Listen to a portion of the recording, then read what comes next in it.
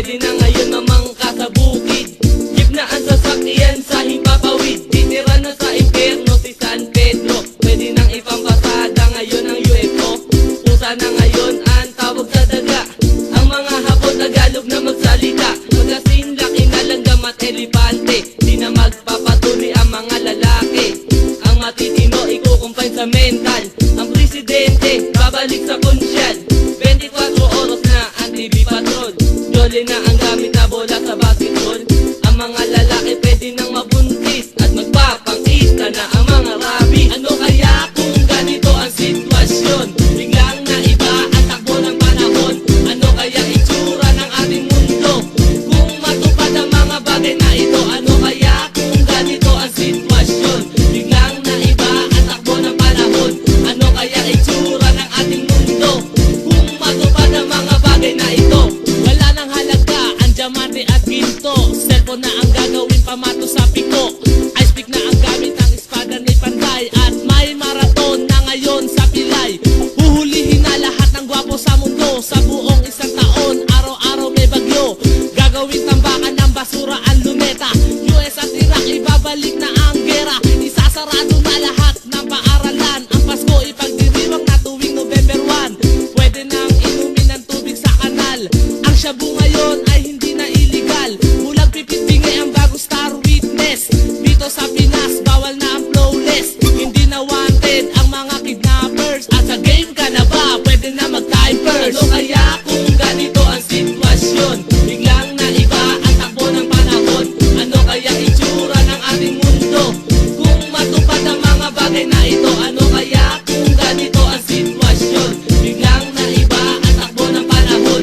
Ano kaya itsura ng ating mundo kung matupad ang mga bagay na ito? Laos na ngayon ang teleserye. Pwede nang gawing noodles ang alambre. Sa Manila so ikukulong ang preso. Libre na ngayon kuryente ng Meralco. Ang gulong ng kotse gagawing tatsulok. Ang mga bulkan minuminuto puputok. Ang mga Kristiyano sasapi sa kulto.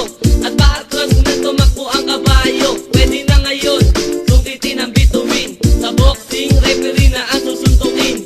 Ang mga bansa wala ng presidente. At toyo na ang gagamiting tubig sa kape. Kung matulog na ang tao, ngayon nakatayo. Ang daan puro diretso, walang liko-liko. Ang bato di na panghilod, gagawin sabon. At ang brief isusuot na sa labas ng pantalon. Ang dog food, gagawin ang appetite. At pwede na rin tumawid sa green light. Si Algosi na ngayon ang bagong national hero. Sa gera, sibat na ang gamit na sundalo. Nakatihaya nang humiga ang mga kuba. Lalaki na ngayon ang humahada sa bakla. Mabilis nang maglakad ang pagong. At ang bagong pambansang bulaklak ay kangkong. Ano kaya kung ganito ang sitwasyon? Biglang naiba ang takbo ng panahon.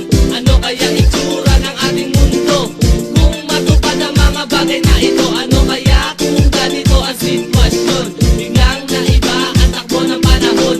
Ano kaya itsura ng ating mundo kung matupad ang mga bagay na ito? Ang gamit sa pangungulangot. Itlog na ng buhaya ang ginagawang balot. Patagilid na kung lumangoy ang isda.